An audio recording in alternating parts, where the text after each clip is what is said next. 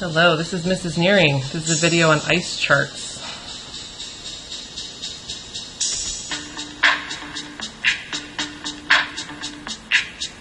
Yo, VIP. Let's kick it. Ice, ice, baby. Ice, ice, baby. Okay, so let's talk about what ice charts are. This is a problem-solving strategy that we can use for solving many equilibrium problems we will encounter. And let's start by talking about what the letters stand for. So the I in ice stands for initial. It represents the initial concentrations of reactants or products. If you're solving using Kc, those values must be molarity.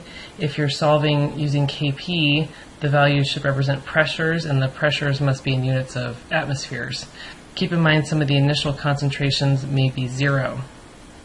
I'm going to give you we're going to talk through this with a sample problem, which I'll give you a moment to read.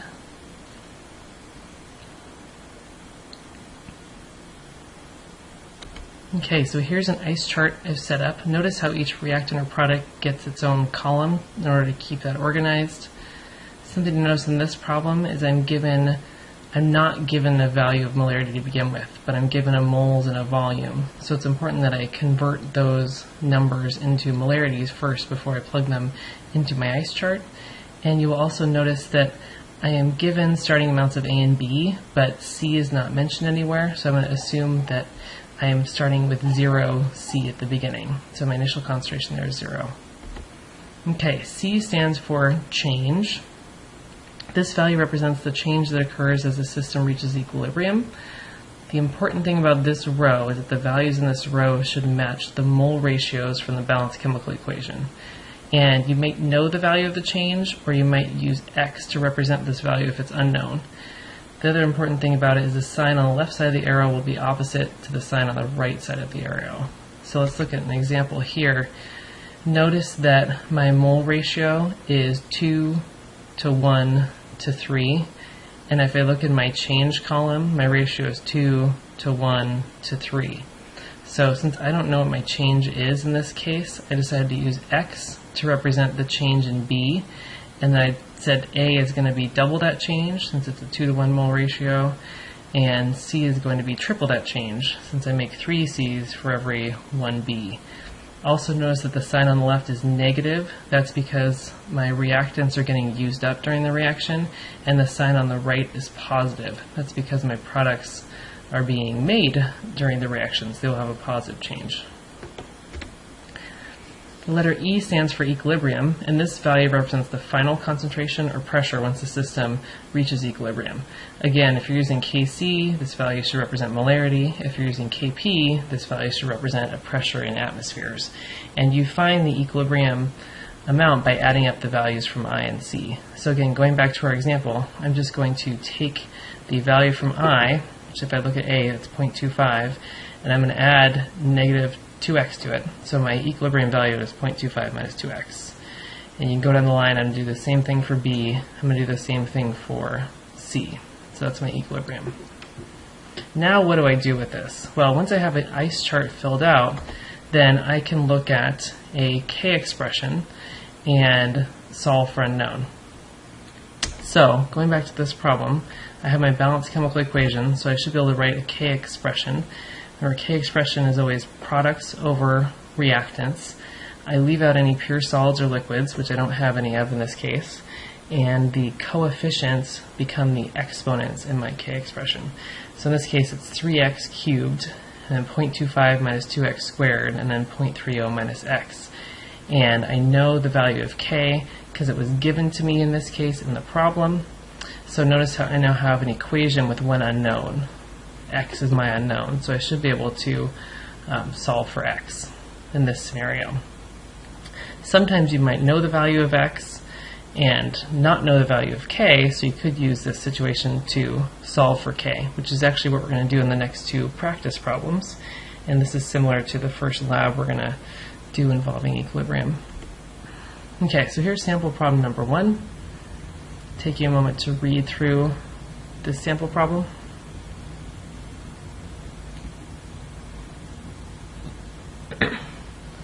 Notice that notice that our goal here is to solve for K. So some general steps to follow. One, you're going to write a balanced chemical equation for the equilibrium system, if you're not given one already. Write a K expression for the reaction, again, unless you've already been given one. Then you're going to fill in an ice chart. Always remember to convert values to molarity or atmospheres first if needed. And then once you've got your ice chart filled out, you can plug the values or variables, whatever you're left with, into the K expression and solve for whatever your unknown is. So your unknown could be K, so you could be solving to find what K is, or you might know what K is and you're trying to solve for a concentration. Okay, so reading the first part of the problem, hydrogen iodine gas react to form hydrogen iodide gas. So first step, write a balanced chemical equation. Then I'm going to write the Kc expression, products over reactants. The coefficient becomes the exponent. I leave out any pure solids or pure liquids. In this case, they're all gases, so they all get included. And notice it's a Kc expression, so I'm talking about these gases in terms of concentration rather than pressure. Then I go back to the problem and look at what values that they give me and start setting up my ice chart. So here's my ice chart, and it tells me something about my initial concentrations of H2 and I2. So I'm going to fill those in. Notice it doesn't mention having any HI to begin with, so I'm going to assume my initial concentration of my product, HI, is 0. Then I'll read through the rest of the problem and see what else I'm given. It turns out I am given the equilibrium concentration of HI, so I can fill in this last box right here on the bottom right, because I know what my concentration is at equilibrium. Then the next step, I want to fill out the change column. And since I know that my HI started at 0 and it ended at 0.00187, I can actually know what my change was. So it went from 0 to 0.00187, so it increased by 0.00187. And remember, the change column, the values in the change column need to match your mole ratio up here. So our mole ratio is 1 to 1 to 2. So that means your HI value is going to be double whatever this value is over here. So if I know this is 0.00187, this value has to be 1/2 of it. And remember what we said before, how the sign on the left has to be opposite the sign on the right. So since my HI change is positive, that means so this number here is positive, that means my change in my reactants must be negative, because the sign on the right must be opposite the sign on the left. So last step, I'm going to fill out the equilibrium column. And here it is, solved for the right number of sig figs. Remember to pay attention to your sig figs in this kind of situation. Then I'm going to take those values and plug them into your K expression and solve. So this is a scenario where I know the equilibrium values now. I can plug them into my K expression and solve for a value for K. Again, you might see other scenarios in which you know K, but you don't know your concentration, and then you can kind of do the reverse and solve for concentration. Okay, we're going to do one more problem that's like this, where you're solving for K, and this example is looking at what we call KSP, which is a special type of KC scenario. It's not really special, it's not really any different, we just give it its own symbol. So when we talk about something dissolving, we use the term KSP instead of KC. The SP in this case stands for solubility product. So when you talk about dissolving, you'll see people use the term KSP rather than KC, but it's basically the same thing. It's a KC problem. So take a moment to read the problem. Something else to keep in mind when you're doing KSP problems is, what does it mean to be saturated? So I'm going to talk about that for a moment. A saturated solution, what that means is that the solvent contains the maximum amount of dissolved solute. So the solute has dissolved as much as possible. You can't dissolve any more solute. It's basically full. Okay. A saturated solution, when you look at a saturated solution, you'll see that there's actually some solid remaining on the bottom of the container.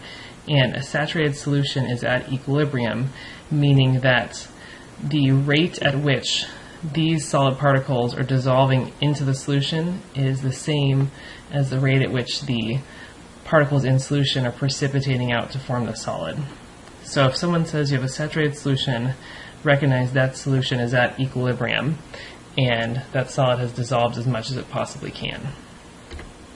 Okay, so going back to this problem, we're talking about solid silver chromate being placed in water. That's our reaction. So this is dissolving. That's what's happening here. So in this case, we want to show a solid ionic compound dissolving in water. We know when ionic compounds dissolve, they split apart into ions. So here's silver chromate. When it splits apart, I'm going to make 2 silver ions that are aqueous and 1 aqueous chromate ion. Then I'm going to write the K expression. That's my step 2. Remember, we leave out any pure solids or pure liquids. So in this case, our reactant is a pure solid, so we actually do not have a denominator in this K expression. It's just Ag plus squared times CrO4 2 minus. And we're going to set up our ice chart. First step is we want to fill in initial values. Notice it doesn't give me any information about initial values. It just talks about the concentration in the saturated solution. In the saturated solution, that's when it's already at equilibrium. So I'm going to assume that at the beginning, the initial values are before the solid starts to dissolve, and at that point, I don't have any ions yet because I just put some silver chromate in pure water. So initially, I don't have any ions to begin with, so my initial values are 0.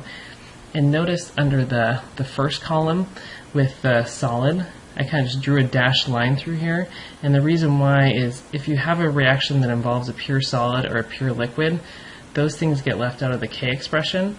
So when we're doing an ice chart, we just kind of ignore them. Okay, so we don't want to fill it out with 0. We just like, it's just empty. We're ignoring it. So just kind of draw a line through those columns. Okay, so what else am I given? There's my initial concentration is 0, and then it tells me that in the saturated solution, the silver ion concentration is 1.3 times 10 to the 4th molarity. So remember we said earlier the saturated solution is at equilibrium. So that means our equilibrium value for the silver ion is 1.3 times 10 to the 4th molar. Now I want to fill out the change column. So since silver started at 0 and went to 1.3 times 10 to the negative 4th, it looks like I know what the change is here. So it went up by 1.3 times 10 to the negative 4th. And remember the change column, our values in the change column need to match the mole ratio. So in this case it's a 2 to 1 mole ratio. So this value is going to be double whatever this value is here. So if my change in silver was 1.3 times 10 to the negative 4th, my change in my chromate will be 1/2 that. Then I can fill out my equilibrium column by adding, and then I'm going to, last step, plug into my K expression and solve. In this case, you should get 1.1 times 10 to the negative 12th for your answer. So those were 2 examples where we used ice charts to solve for a value of K. The second type of problem you will see is when you're given a value of K and you're trying to solve for concentration, which would be like X in that first example that we showed, and we'll cover those in a separate video. Thank you.